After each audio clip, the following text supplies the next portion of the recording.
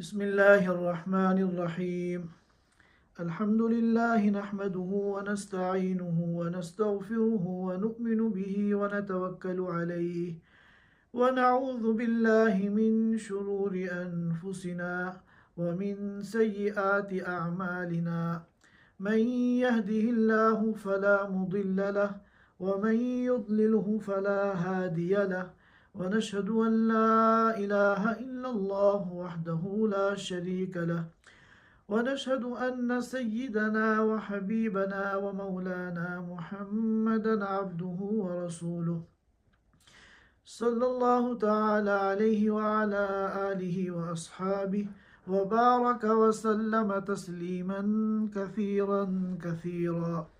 أما بعد فأعوذ بالله من الشيطان الرجيم. إن الإنسان خلق هلوعا إذا مسه الشر جزوعا وإذا مسه الخير منوعا إلا المصلين الذين هم على صلاتهم دائمون والذين في أموالهم حق معلوم للسائل والمحروم والذين يصدقون بيوم الدين والذين هم من عذاب ربهم مشفقون إن عذاب ربهم غير مأمون والذين هم لفروجهم حافظون إلا على أزواجهم أو ما ملكت أيمانهم فإنهم غير ملومين فمن ابتغى وراء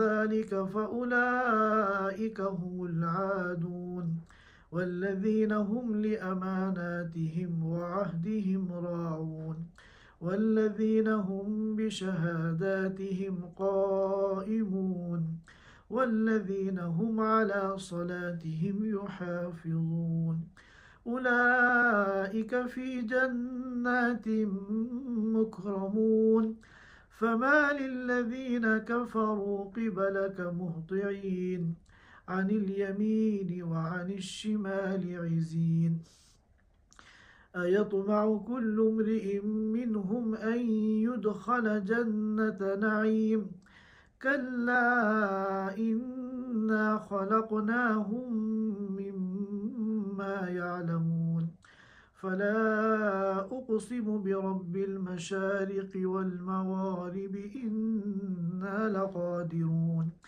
على أن نبدل خيرا منهم وما نحن بمسبوقين فذرهم يخوضوا ويلعبوا حتى يلاقوا يومهم الذي يوعدون يوم يخرجون من الأجداث سراعا كأنهم إلى نصب يوفضون خاشعة أبصارهم ترهقهم ذلة ذلك اليوم الذي كانوا يوعدون.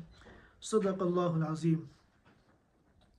हज़रात सामिईन किराम, पिछले जुमे हम लोगों ने सूरतुल मारिज की तफसीर शुरू की थी और इब्तिदाई 18 आयतों का तर्जमा और मफ़हूम हमारे सामने आया था।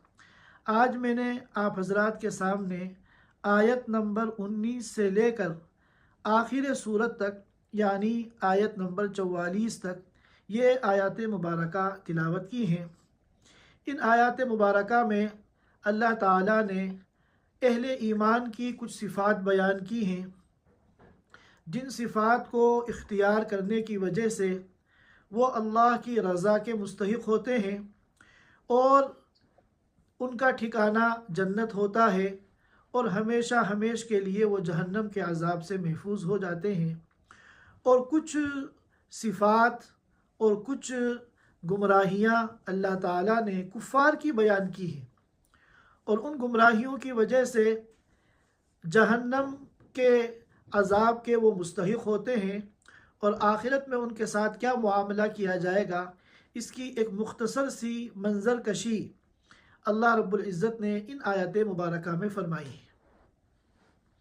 हम लोगों के लिए इन आयात में ये पैगाम है کہ جو اہل ایمان کی صفات ہیں ہم ایک ایک صفت کو سمجھنے کی اور ان پر عمل کرنے کی کوشش کریں تاکہ اللہ کی رضا و جنت کے مستحق ہوں۔ اور خاص طور پر جو کفار ہیں اور مجرمین ہیں، اللہ کے نافرمان ہیں، ان کی جو باتیں اس صورت میں بیان کی گئی ہیں ہم ان باتوں کو بھی سمجھیں اور پوری زندگی ان سے بچنے کی فکر کریں اور کوشش کریں تاکہ ہمیشہ کے لیے ہم جہنم کے عذاب سے محفوظ رہیں۔ اللہ تعالیٰ فرماتے ہیں ان الانسان خلق ہلوعا، انسان کو بے صبرا پیدا کیا گیا ہے۔ ہلوعا کی کئی تفسیریں کی گئی ہیں۔ ہلوعا کے معنی کم ہمت، بے صبرا اور کنجوس، اسی طرح مال کا لالچی، دنیا کا لالچی، یہ سارے معنی بیان کیے گئے ہیں اور یہ سب قریب المعنی ہیں۔ یہ تمام صفات جو ہے قریب قریب ایک ہیں۔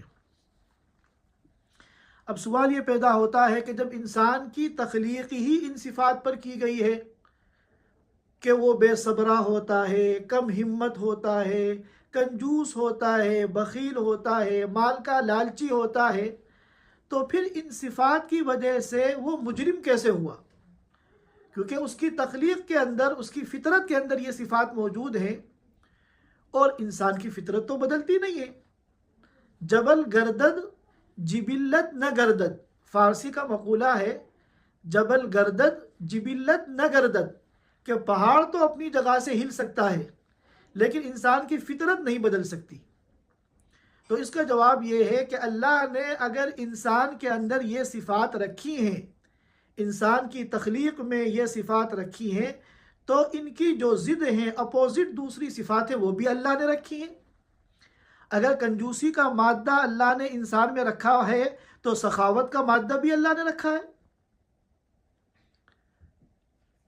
اگر لالچ اللہ نے انسان میں رکھا ہے تو دنیا کی بے رغبتی، جس کو زہد فی دنیا کہتے ہیں، یہ مادہ بھی اللہ نے انسان میں رکھا ہے۔ اگر بے صبرا اللہ نے انسان کو بنایا ہے تو بڑے بڑے صبر کرنے والے بھی اللہ نے پیدا کیے ہیں، تو صبر کرنے کا مادہ بھی اللہ نے رکھا ہے۔ اگر کم ہمت اللہ نے انسان کو بنایا ہے تو بہادری اور شجاعت کا مادہ بھی اللہ نے انسان میں رکھا ہے۔ تو یہ دونوں قسم کی صفات اللہ نے انسان میں رکھی ہیں۔ اب انسان اپنے اختیار سے اچھی یا بری صفات کو اختیار کرتا ہے، تو اب اگر وہ اچھی صفات کو اپنے اختیار سے اپنی زندگی میں لائے گا تو ظاہر ہے کہ اس پر اس کو اجر ملے گا اور وہ اللہ کی رضا کا مستحق ہوگا۔ اور اگر اپنے اختیار سے، اپنی چوائس سے وہ بری صفات کو اپنی زندگی میں لائے گا تو اس غلط اختیار کی وجہ سے وہ مجرم ہوگا اور سزا کا مستحق ہوگا۔ اللہ فرماتے ہیں ان الانسان خلق ہلوعا، کہ بے شک انسان بڑا کم ہمت اور بے صبرا پیدا کیا گیا ہے۔ اذا مسہ الشر جزوعا، جب اس کو کوئی تکلیف پہنچتی ہے تو وہ گھبرا جاتا ہے، جزا فضا کرنے لگتا ہے، پریشان ہو جاتا ہے، ٹینشن میں آ جاتا ہے۔ وَإِذَا مَسَّهُ الْخَيْرُ مَنُوعًا، اور جب اس کو خوشحالی پہنچتی ہے، جب اس کو خیر پہنچتا ہے، اس کی زندگی میں جو ہے مزے آتے ہیں، تو منوعا، تو پھر بڑا کنجوس بن جاتا ہے۔ اور جو حقوق اس کے ذمے واجب ہیں، چاہے وہ اللہ کے حقوق ہو یا بندوں کے حقوق ہو، ان حقوق کی ادائیگی میں وہ کنجوسی کرنے لگتا ہے۔ جب پریشانیاں اور مصیبتیں آتی ہیں تو واویلا کرتا ہے، سر پیٹتا ہے، اور جب خوشحالی آتی ہے، زندگی میں مزے آتے ہیں، تو اللہ کو بھول جاتا ہے، اللہ کے اور بندوں کے حقوق کو نظر انداز کرتا ہے، کنجوس بن جاتا ہے۔ إِلَّا الْمُصَلِّينَ الَّذِينَ هُمْ عَلَى صَلَاتِهِمْ دَائِمُونَ،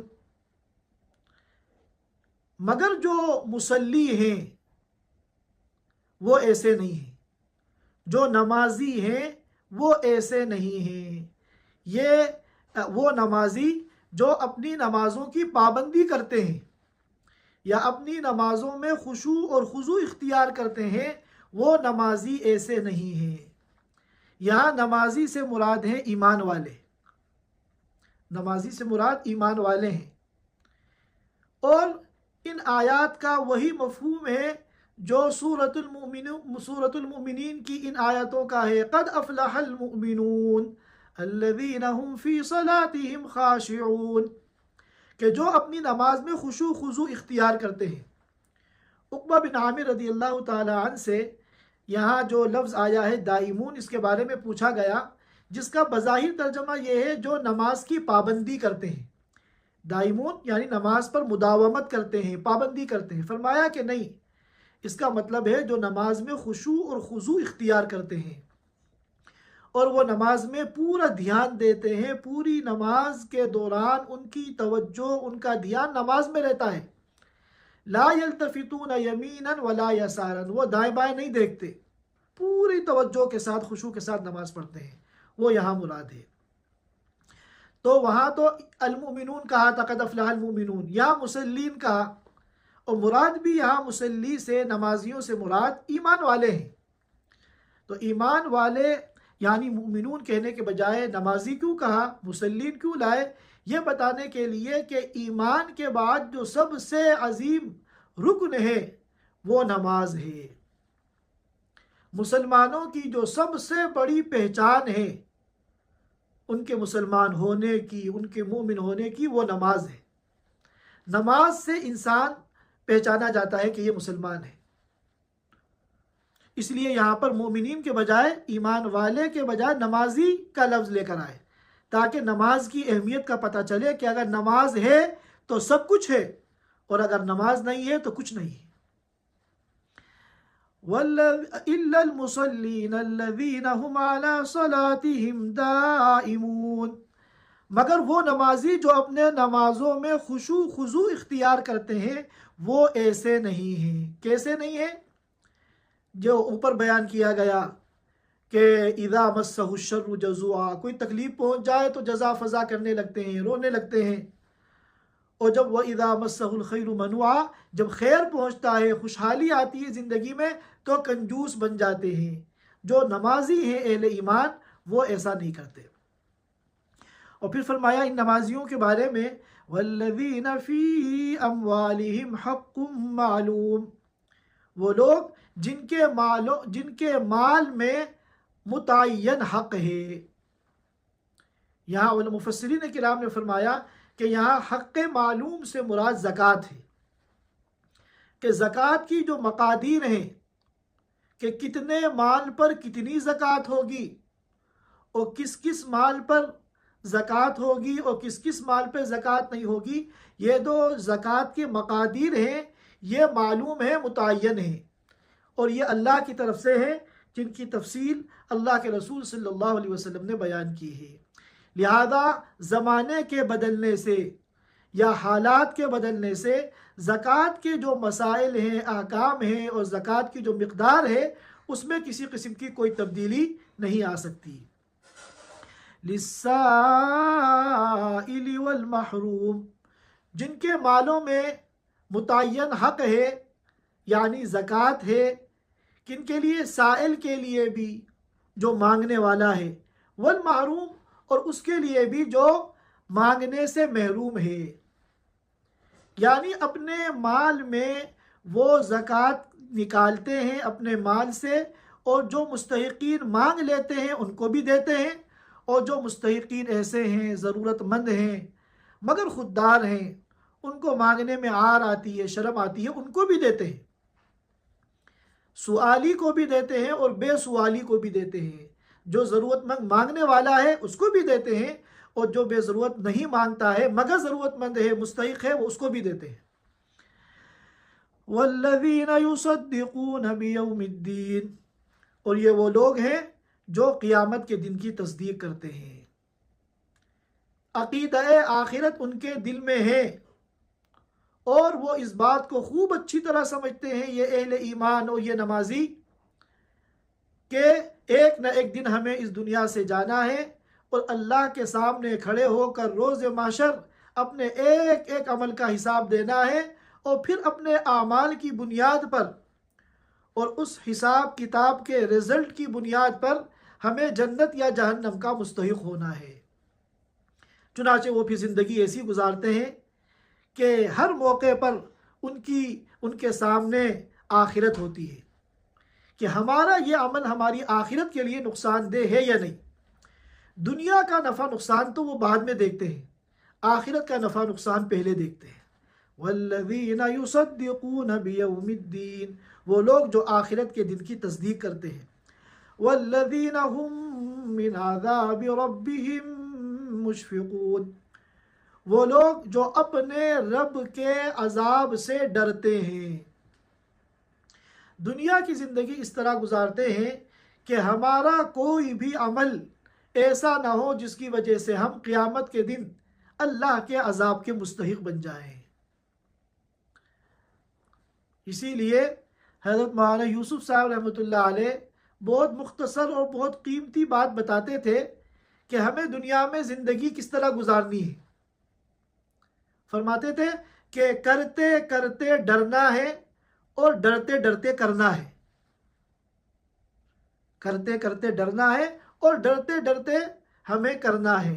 ہر وقت اہل ایمان کو، جو اللہ کے مخصوص بندے ہیں، نیک بندے ہیں، جنہوں نے دنیا کی زندگی کو اور اس دنیا کو آئیڈیل ہوم نہیں بنایا، ان کا جو آئیڈیل ہوم ہے وہ آخرت ہے، تو ہر وقت وہ اللہ کے عذاب سے، اللہ کی ناراضگی سے ڈرتے ہیں۔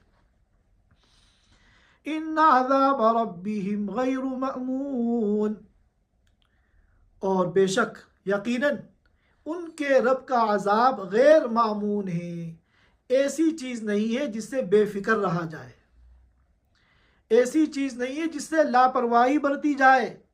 ہر وقت بندے مومن کو اللہ کے عذاب سے ڈرنا چاہیے، لہذا ہر موقع پر اس کو چاہیے کہ وہ پھونک پھونک کر قدم رکھے۔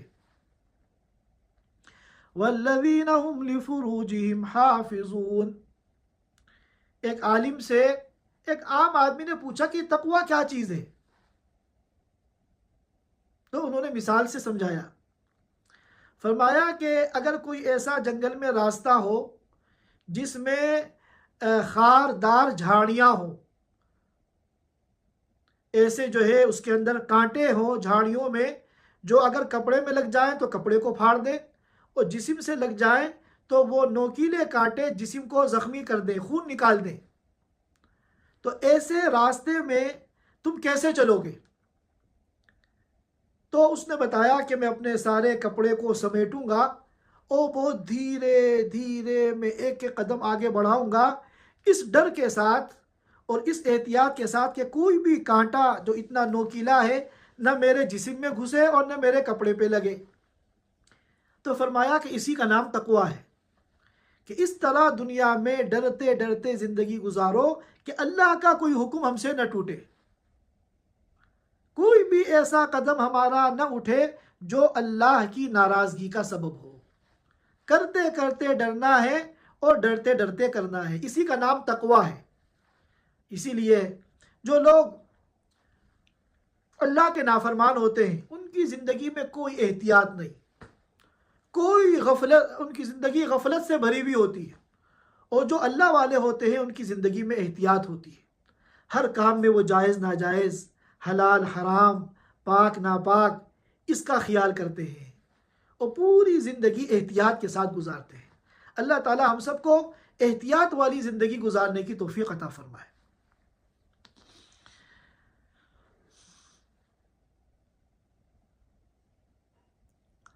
اس کے بعد فرمایا والذین هم لفروجهم حافظون، وہ لوگ جو اپنی شرمگاہوں کی حفاظت کرتے ہیں، الا علی ازواجہم او ما ملکت ایمانہم فانہم غیر ملومین، سوائے اپنی بیویوں کے اور ان باندیوں کے جو جن کے وہ مالک بن گئے ہیں، فانہم غیر ملومین، چنانچہ ان دونوں سے تعلق قائم کرنے میں، جسمانی تعلق قائم کرنے میں ان کے اوپر کوئی ملامت نہیں ہے۔ یہی دو طریقے ہیں شریعت میں، اسلام میں، جو جنسی خواہش کو پورا کرنے کے لیے ہیں، یا تو بیویاں یا وہ باندیاں جن کے وہ مالک بن گئے ہیں، جن کا اس زمانے میں کوئی وجود نہیں ہے۔ ہاں البتہ اس زمانے میں جو وجود ہے وہ صرف بیویوں کا ہے۔ فَمَنِ ابْتَغَى وَرَاءَ ذَلِكَ فَأُولَٰئِكَ هُمُ الْعَادُونَ، اور جو ان دو طریقوں کے علاوہ کوئی اور طریقہ اختیار کرے گا اپنی جنسی خواہش کو پورا کرنے کا، فَأُولَٰئِكَ هُمُ الْعَادُونَ، تو یہ زیادتی کرنے والے ہیں، حد سے تجاوز کرنے والے ہیں۔ یہی وجہ ہے کہ علماء کرام نے فرمایا کہ جو اپنے ہاتھ سے اپنی خواہش کو پورا کرتے ہیں یہ حرام ہے، اور اس سلسلے میں سخت وعیدیں احادیث مبارکہ میں وارد ہوئی ہیں۔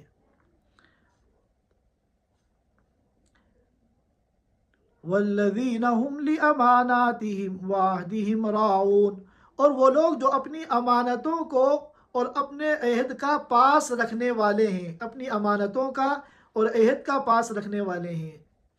ہر قسم کی امانت کو وہ ادا کرتے ہیں۔ امانت سے مراد یہ نہیں ہے کہ کسی نے آپ کے پاس کوئی چیز رکھوا دی کہ میں 1 مہینے بعد لے لوں گا اور یہ چیز آپ کے پاس بطور امانت آ گئی، بلکہ امانت تمام حقوق اللہ اور تمام حقوق العباد جن کو ادا کرنا آپ کی ذمہ داری ہے، یہ سب امانت ہے۔ اسی لیے یہاں امانات جمع کا لفظ لائے۔ اور ایک موقع پہ فرمایا تھا ان اللہ یأمرکم ان تؤدوا الامانات الی اہلہا، وہاں بھی امانات کا لفظ ہے۔ یہ دلالت ہے اس بات پر کہ جتنے بھی حقوق ہمارے ذمے ہیں، چاہے وہ اللہ کے ہو چاہے وہ بندوں کے ہو، ان تمام حقوق کو ادا کرنا، اس امانت کو ادا کرنا ہے۔ وعہدہم، کسی سے عہد کیا ہے، معاہدہ کیا ہے، ایگریمنٹ کیا ہے، زبان دی ہے، وعدہ کیا ہے، تو اہل ایمان کا شیوا ہے کہ وہ اس کو پورا کرتے ہیں۔ والذین هم بشہاداتہم قائمون، اور وہ لوگ جو ٹھیک ٹھیک شہادتیں دیتے ہیں، اگر کہیں گواہی دینے کا موقع آئے تو اگر آپ کسی بات کے گواہ ہیں اور آپ سے گواہی دینے کا مطالبہ کیا جا رہا ہے تو گواہی دینا یہ آپ کی ذمہ داری ہے، آپ کے لیے ضروری ہے۔ گواہی اگر آپ نہیں دیں گے، گواہی کو چھپائیں گے تو یہ گناہ ہے۔ وَلَا تَكْتُمُوا الشَّهَادَةَ، گواہی کو مت چھپاؤ۔ وَمَن يَكْتُمْهَا فَإِنَّهُ آثِمٌ قَلْبُهُ، جو گواہی کو چھپائے گا گنہگار ہوگا۔ تو گواہی کو چھپانا بھی حرام ہے، اور گواہی میں آگے پیچھے کرنا، کمی زیادتی کرنا، یہ بھی گناہ ہے۔ قائمون کا مطلب ہے کہ صحیح صحیح گواہی دو، جیسا تم نے دیکھا ہے ایسی ہی اس کے مطابق گواہی دو۔ والذین هم علی صلاتہم یحافظون، وہ لوگ جو اپنے نماز کی حفاظت کرتے ہیں، نماز کا اہتمام کرتے ہیں، نماز کی پابندی کرتے ہیں۔ اولئک فی جنات مکرمون، وہ اہل ایمان جن کے اندر یہ صفات ہیں اور انہوں نے اپنی زندگی میں اپنے اختیار سے ان ایمانی صفات کو اختیار کیا ہے اور انہی پر عمل کرتے ہوئے دنیا کی زندگی گزاری ہے، تو ان کا انجام کیا ہوگا اور ان کا بدلہ کیا ہوگا؟ اولئک فی جنات مکرمون، کہ یہ جنت میں باعزت طریقے سے داخل ہوں گے، اعزاز کے ساتھ، اکرام کے ساتھ۔ کیا دنیا والے کسی کو عزت دیتے ہیں؟ گارڈ آف آنر دیتے ہیں۔ جنت میں جو جنتیوں کا استقبال ہوگا، ان کا جو اکرام ہوگا، ہم تو دنیا کی عقل کے ساتھ اس کا تصور بھی نہیں کر سکتے۔ فَمَا لِلَّذِينَ كَفَرُوا قِبَلَكَ مُهْطِعِينَ، اب اللہ تعالیٰ کفار کا تذکرہ کر رہے ہیں۔ کیا ہو گیا ان کافروں کو کہ آپ کی طرف چڑھائی کرتے ہوئے آتے ہیں، آپ کی طرف چڑھائی کرتے ہوئے آتے ہیں۔ عن الیمین وعن الشمال عزین، دائیں طرف سے بھی بائیں طرف سے بھی، عزین ٹولیاں بنا کر، گروہ بنا کر۔ یہ اشارہ ہے اس بات کی طرف کہ اہل مکہ آپ صلی اللہ علیہ وسلم کے دین کا مذاق اڑانے کے لیے اور آپ کی تعلیمات کا انکار کرنے کے لیے اور آپ کی باتوں پر ٹھٹا لگانے کے لیے آئے دن چڑھائی کرتے تھے، ٹولیاں بنا بنا کر آتے تھے اور آپ کی باتوں کا مذاق اڑاتے تھے۔ اور آپ کے دین کا ٹھٹا اڑاتے تھے اور اس کا انکار کرتے تھے، تکذیب کرتے تھے، اور پھر کبھی یہ کہتے تھے کہ چلو ہم نے مان لیا کہ اللہ تعالیٰ ہمیں دوبارہ زندہ کریں گے اور آخرت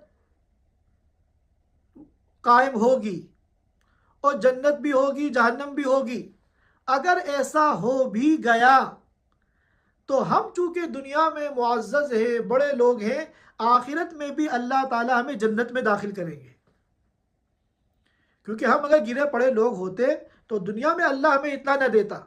یہاں اللہ نے ہمیں اتنا دیا ہے، ہر قسم کی مال و دولت اور اولاد اور عزت اور سرداری کی فراوانی ہے، تو اللہ تعالیٰ کے ہم محبوب ہیں۔ اگر دوبارہ زندہ ہو بھی گئے تو ہمیں اللہ میاں جنت میں داخل کریں گے۔ تو اس کو فرما رہے ہیں فَمَا لِلَّذِينَ كَفَرُوا قِبَلَكَ مُهْطِعِينَ، کیا ہو گیا ان کافروں کو کہ آپ کی طرف چڑھائی کر کے آ رہے ہیں، دائیں طرف سے بھی بائیں طرف سے بھی، عزین ٹولیاں بنا بنا کر۔ أَيَطْمَعُ كُلُّ امْرِئٍ مِّنْهُمْ أَن يُدْخَلَ جَنَّةَ نَعِيمٍ، کیا ان میں سے ہر ایک یہ چاہتا ہے کہ اس کو نعمتوں کی جنت میں یوں ہی داخل کر دیا جائے گا؟ کلا، ہرگز نہیں۔ اِنَّا خَلَقْنَاهُم مِّمَّا يَعْلَمُونَ، یہ جو کہتے ہیں نا اگر قیامت قائم بھی ہو گئی، دوبارہ زندہ ہو بھی گئے تو ہم جنت میں جائیں گے، تو اللہ نے فرما دیا کلا، ہرگز نہیں۔ ای خیالستو محالستو جنو، یہ خواب و خیال اپنے دل سے نکال دو۔ اِنَّا خَلَقْنَاهُم مِّمَّا يَعْلَمُونَ، ہم نے ان کو پیدا کیا ہے اس مادے سے جس کو یہ اچھی طرح جانتے ہیں، ان سب کو پتا ہے کہ کس مادے سے پیدا ہوئے ہیں۔ فَلَا أُقْسِمُ بِرَبِّ الْمَشَارِقِ وَالْمَغَارِبِ إِنَّا لَقَادِرُونَ، میں قسم کھاتا ہوں ان مقامات کی جہاں سے ستارے نکلتے ہیں اور جہاں ستارے چھپتے ہیں۔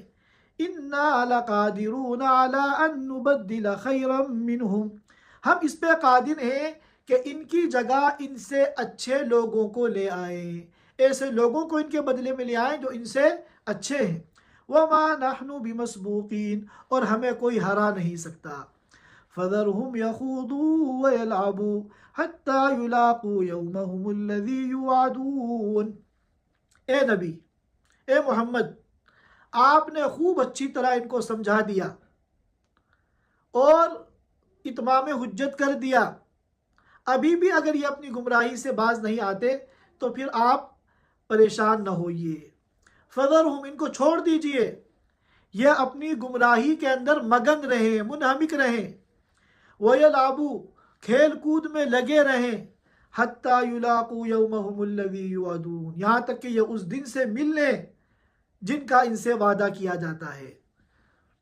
اگر آپ کی بات کو یہ نہیں مانتے تو آپ ان کو ان کے حال پہ چھوڑ دیے، جب قیامت کا دن آئے گا خود ان کی آنکھیں کھل جائیں گی اور خود ان کو احساس ہو جائے گا کہ انہوں نے اپنے پیر پہ کلہاڑی ماری تھی آپ کا انکار کر کے۔